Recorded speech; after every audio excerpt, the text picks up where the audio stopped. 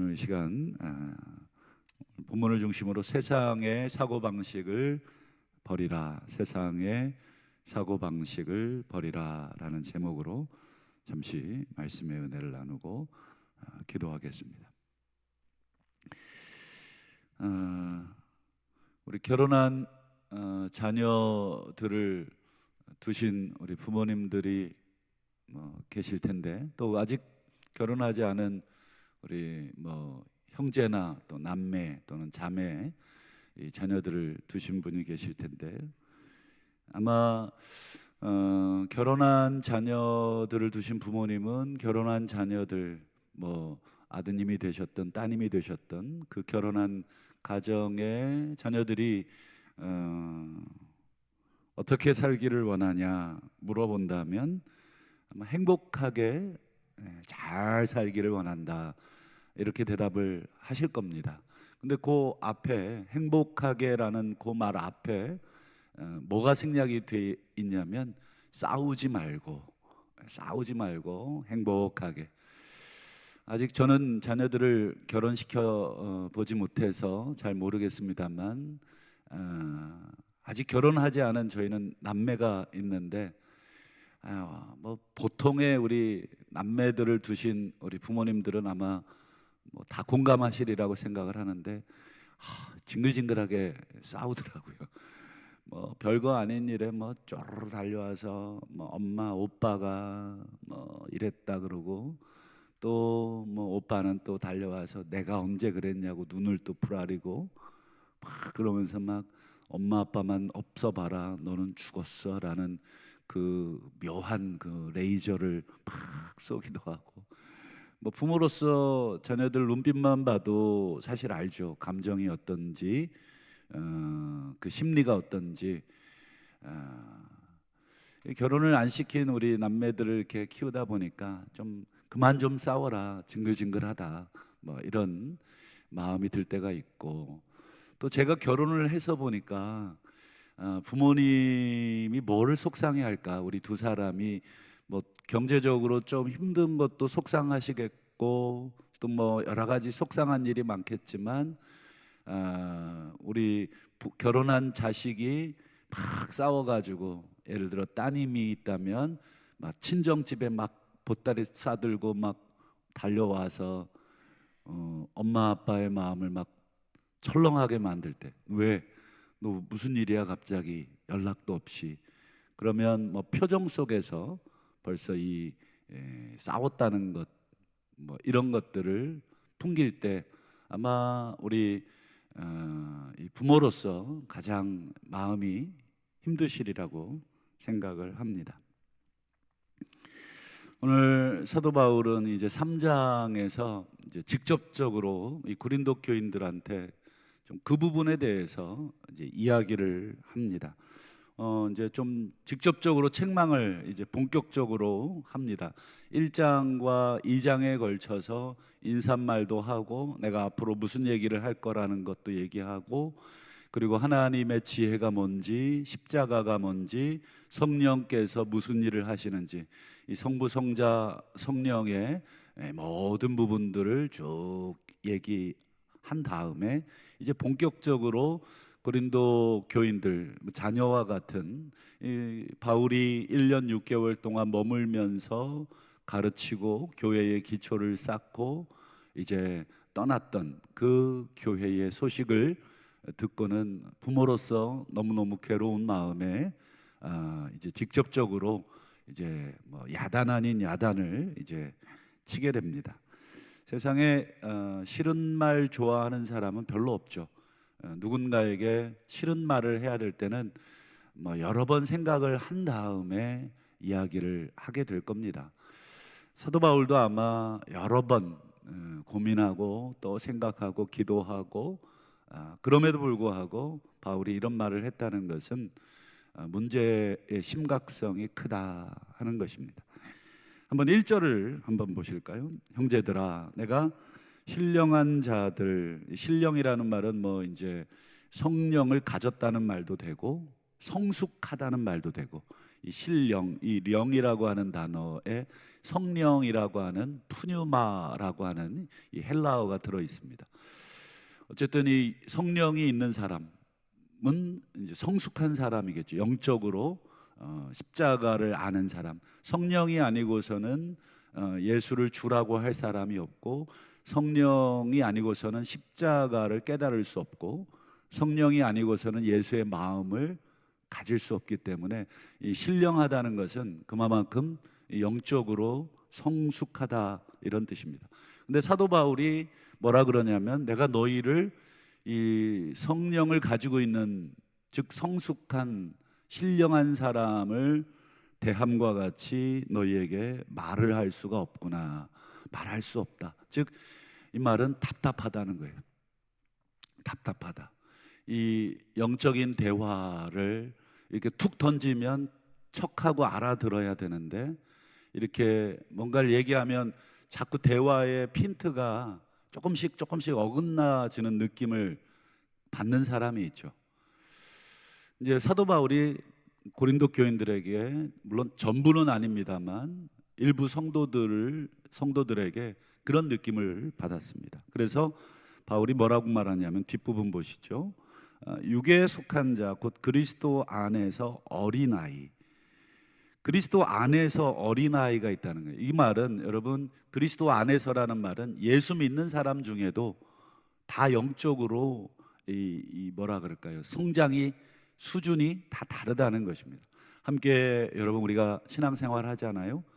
그러면 여러분 다 똑같은 성도들이 아니다. 우리 자녀들을 키워보면 어떻습니까? 똑같은 사랑을 주고 똑같이 가르쳤지만 이 영적 성장이나 정신적 성장이나 모든 면에서 형제라고 해도 다 좀 다르듯이, 여러분 교회 안에 예수 믿고 예수님은 우리의 주인이십니다, 그리고 찬송도 하고 예배도 하지만 이 영적으로 어린아이들이 있다는 거예요. 그러면 어린아이들, 우리 여기 부서들, 저도 뭐 영아부도 맡아보고 유치부도 맡아보고 유초등부, 중고등부, 대학 청년부까지 다 맡아봤지만 어릴수록 어떻습니까? 말하는 것이 그 맞춰서 말을 해 줘야 이해를 하죠. 지금 사도 바울은 고린도 교회 성도들의 육신에 속해 있는 이 생각하는 것이 아직도 어린아이 같고 행동하는 것이 아직도 어린아이 같은 그런 사람처럼 내가 말을 한다. 참 이게 답답한 거죠. 지금 저희 큰아이가 27인데 7살 먹은 애처럼 제가 말을 한다 그러면 얼마나 부모로서 속이 터지겠습니까? 그랬어요. 아이고, 27살 먹은 아들한테 그렇게 말하는 부모는 어떻습니까? 부모가 문제입니까? 아니면 아이가 문제입니까? 뭐 둘 다 문제인가요? 아이가 문제인 거죠. 아이가 이 27살에 걸맞는 대화를 부모랑 해낼 수가 없기 때문에 그 아이의 입장에서 계속 맞춰줘야 하는 그런 상황인 거죠. 한마디로 영적으로 미숙한 것입니다. 여러분, 왜 이렇게 영적으로 미숙하다고 바울이 직접적으로 대놓고 책망하는 것인가?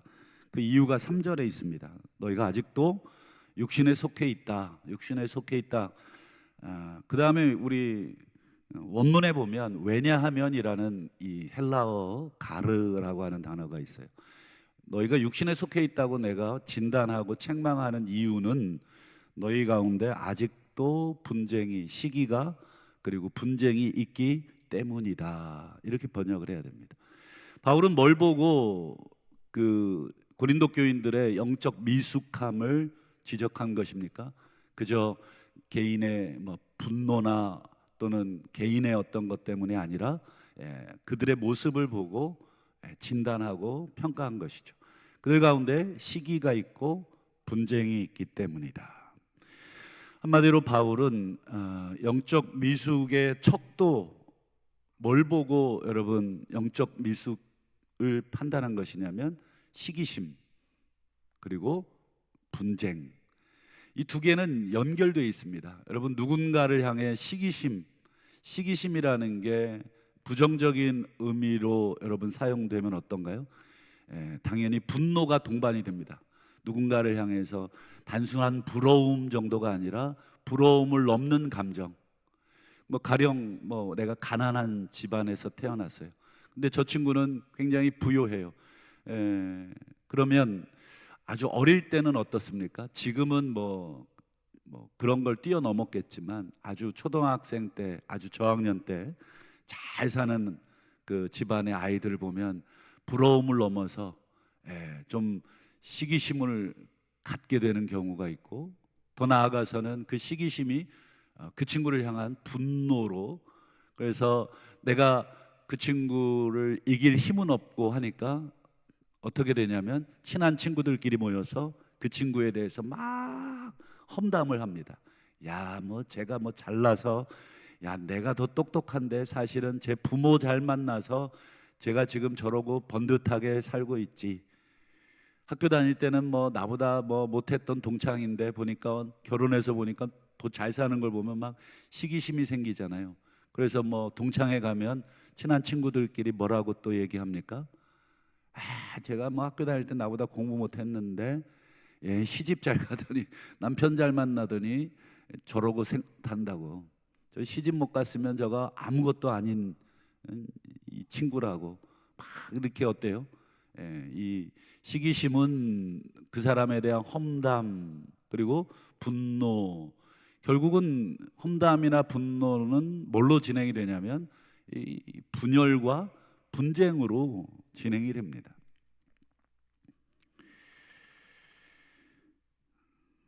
이 교회 안에서 여러분이 시기심 분쟁이 벌어지고 있다는 것 자체가 사도 바울로서는 너무 속이 상한 것입니다.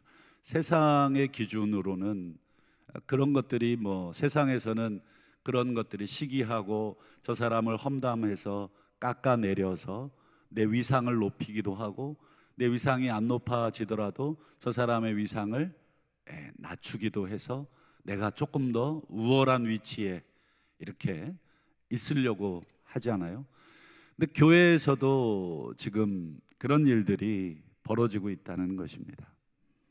그렇게 벌어지는 이유는 사도 바울이 아직 미숙해서, 아직 성장하지 못해서 그렇다. 어릴 때는 어떻습니까? 우리 형제간에도 시기하고 뭐 분쟁하고, 형제들이 많은 집안일수록 또 그런 것들이 많죠. 요즘은 다 혼자 뭐 크는 집안이 많아서 누구 시기할 대상도 없고 싸울 대상도 없지만, 과거에는 뭐 보통 4명, 5명, 많게는 뭐 7, 8명까지 형제들 간에 어떻습니까? 그런 것들이 많이 있었죠. 어릴 때 이렇게 관찰해 보면 막 서로 다투고 싸우죠. 그런데 점점 크면 어때요? 어린아이의 일을 벗고 그 어릴 때 싸웠던 시기했던 거, 아유 그때 내가 왜 그랬나 몰라, 뭐 어려서 그랬겠지, 내가 미안해, 내가 그때 형한테, 내가 동생 너한테 내가 왜 그렇게 못되게 굴었나 모르겠어.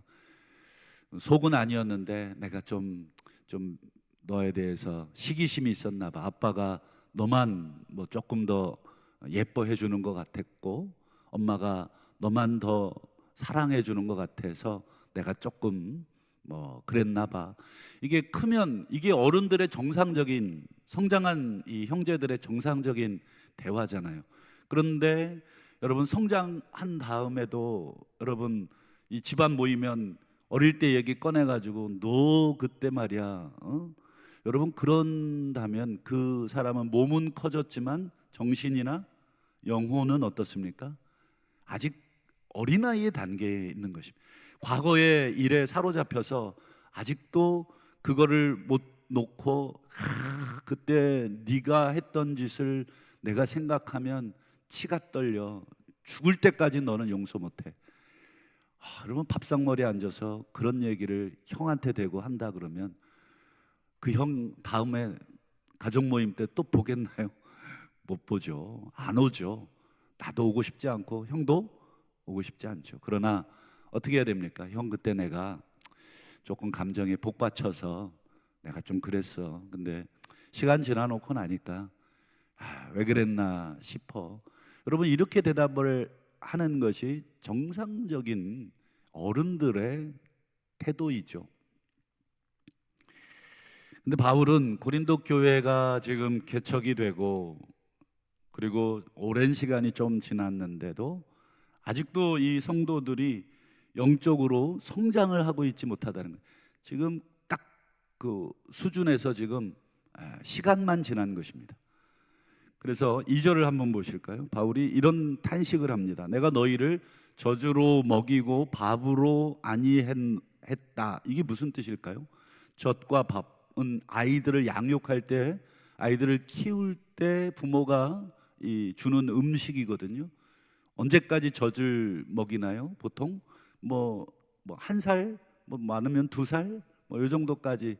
그 다음에는 이제 조금 부드러운 음식으로, 이유식으로, 그리고는 이제 뭐 우리 어른들이 먹는 뭐 음식으로. 왜 음식을 바꿉니까? 아이가 성장했기 때문이죠.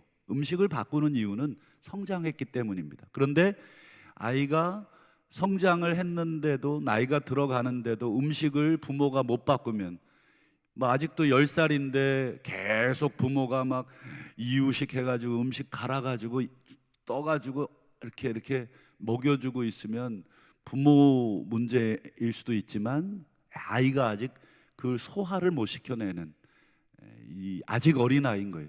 바울이 지금 저주로 먹이고 밥으로 아니했다는 것은 내가 지금 밥이 없어서 너희들한테 밥을 못 줬다는 뜻이 아니라 그 뒤에 보세요. 이는 이유입니다. 이는 너희가 감당하지 못하였음이거니와 지금도 시간이 한참 지났는데도 지금도 그 밥을 감당하지 못할 만큼 어린아이라는 것입니다. 영적으로 어린아이. 이 말은 바울이 책망하는 것입니다. 너희가 아직도 영적으로 성장을 단 한 걸음도 하지 못했다는, 신앙생활한 지 30년 되고 그리고 직분 받아서 목사도 되고 그리고 뭐 중직자도 되고 여러 가지 했는데 사실은 뭐예요? 내 이 시간만 지났지 영적으로는 아무 성장도 이루지 못했다는 것입니다. 그걸 어떻게 알 수 있습니까? 시기와 분쟁, 이걸로 아는 것입니다. 목사인 제가 가는 교회마다 막 내가 맡는 부서마다 막 분쟁을 일으키고 막 교사들 간에 이간질이 일어나고 막 내가 이뻐하는 교사들만 데리고 사역하고 그런다 그러면 여러분, 목사로서 저는 목사라는 옷은 입었지만 신앙생활을 했고 뭐 신학교도 나오고 여러 가지 했지만 저는 영적으로 미숙한 목사인 것입니다. 또 반대로 여러분, 우리 장로님들 계시고 권사님들 계신데 뭐 속회나 구역이나 내가 가는 곳에서 자꾸 분쟁이 일어나고 싸움이 일어나고 막 이런다면 뭐예요? 내가 아직 영적으로 미숙하다는 것입니다. 하지 말아야 될 말들을 여전히 내가 그냥 하고 싶어서 하는 거예요.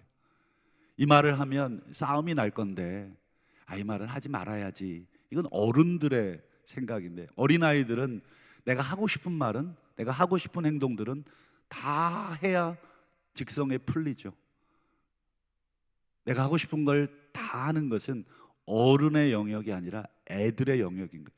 여러분, 교회 내에 영적으로 그렇습니다. 영적으로 여러분 하고 싶은 말이 얼마나 많겠습니까? 또 내가 하고 싶은 일, 행동도 얼마나 많겠습니까? 근데 여러분 그걸 다 한다고 생각해 보십시오. 여러분 그건 정말 뭐라 그럴까요? 뭐 속이 그냥 아주 그냥 솔직한 사람이 아니라 영적으로 미숙할 가능성이 큽니다.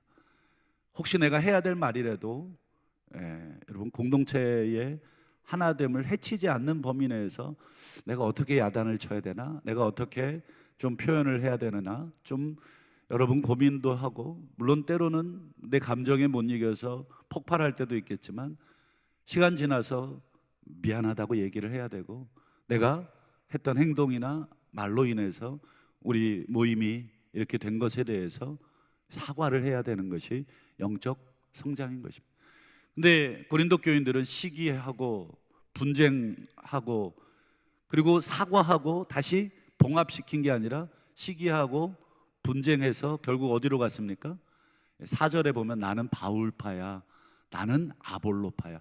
이걸로 말하면 나는 저 목사님 좋아, 나는 이 목사님 좋아, 나는 저 목사 따라갈 거야, 너는 이 목사 따라가냐? 그러면 너랑 나랑은 원수야. 이렇게 되는 것입니다. 여러분, 목사가 뭐길래, 사람이 뭐길래 사람 놓고 왜 우리끼리 싸우나요? 아직 애기들이. 너 엄마가 좋아, 아빠가 좋아? 여러분, 아빠가 좋으면 엄마랑 원수 돼야 되는 것입니까? 아니잖아요. 엄마도 좋고 아빠도 좋은 것이 정상인데 엄마 아빠 사이를 그런 식으로 갈라놔서 아이들로 하여금 형제들이 줄 서게 만들고, 야 아빠 편 일로 서. 그리고 아빠 편 안 쓰는 애들은 어떻습니까? 서로 원수 되게 만들고 또 자기들끼리도 그렇게 되고. 여러분, 교회 모습은 꼭 세상 모습하고 별단 다르지 않다 하는 것이 사도 바울의 고민이었고 아픔이었습니다. 여러분, 내가 얼마나 영적으로 성숙한가 미숙한가 하는 것은 어떻게 알 수 있습니까? 오늘 사도 바울께서 가르쳐 주신 대로 얼마나 타인에 대해서 관대하고 포용할 수 있느냐, 시기심을 얼마나 우리가 잘 컨트롤할 수 있느냐, 분쟁하고자 하는 마음을 우리가 얼마나 잘 컨트롤할 수 있느냐, 또 시기와 분쟁이 혹시 만에 하나 발생됐더라도 그것을 어떻게 내가 봉합할 수 있느냐, 이게 어른의 모습이라는 것입니다. 무엇보다도 고린도전서 이제 14장쯤에 사도 바울이 계속 강조하는 게 있습니다. 이 은사, 고린도서 13장, 14장, 12장, 12, 13, 14 이 통째로 사도 바울이 은사에 대해서 설명을 하는데요. 이 은사가 그만큼 고린도 교인들에게 많았다는 것인데 그 은사를 계속 강조하면서 사도 바울이 계속해서 이 은사는 너 잘난 맛에 네 잘났다는 것 자랑하라고 쓴 하나님이 주신 선물이 아니다. 다른 사람하고 비교해서 네 은사가 더 크냐, 내 은사가 더 크냐, 내가 더 크지, 그러면 내가 더 우월하지, 그리고 내 밑에 사람 줄 세우고 이렇게 하라고 은사를 준 게 아니라 공동체를 세우라고 은사를 주신 것이다. 영적으로 성장했다 또 성장하지 못했다는 것은 나보다 우리 공동체를 더 생각한다는 것입니다.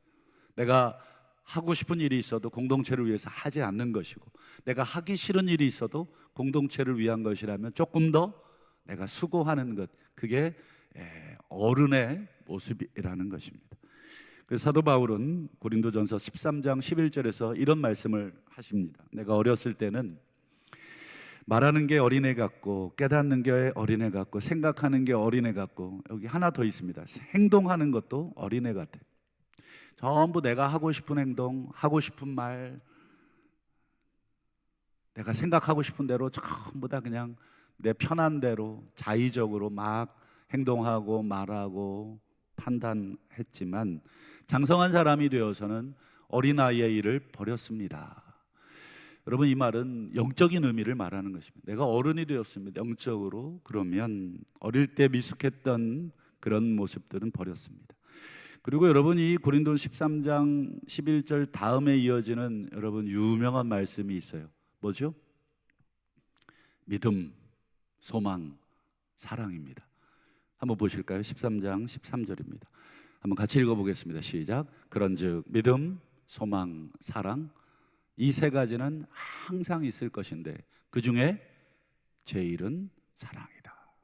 여기서 제일이라는 말은 가장 크다는 뜻입니다. 가장 큰 것은. 여러분, 교회 내에 뭐 믿음 좋은 사람 많은 거 좋죠. 저분 보면 정말 믿음이 어마어마해. 아무도 흉내낼 수 없을 만한 믿음. 그리고 소망, 뭐 천국에 대한 소망, 그리고 뭐 여러 가지 이 하나님에 대한 소망, 어마어마한 분들이 많죠. 참 저분들의 소망을 듣고 있자면 나는 무슨 소망이 있나 싶을 정도의 소망이 많지만, 여러분, 그 중에 가장 위대한 것은 뭐겠습니까? 라고 바울이 지금 되묻는 것입니다. 그 중에 가장 위대한 것은 사랑입니다.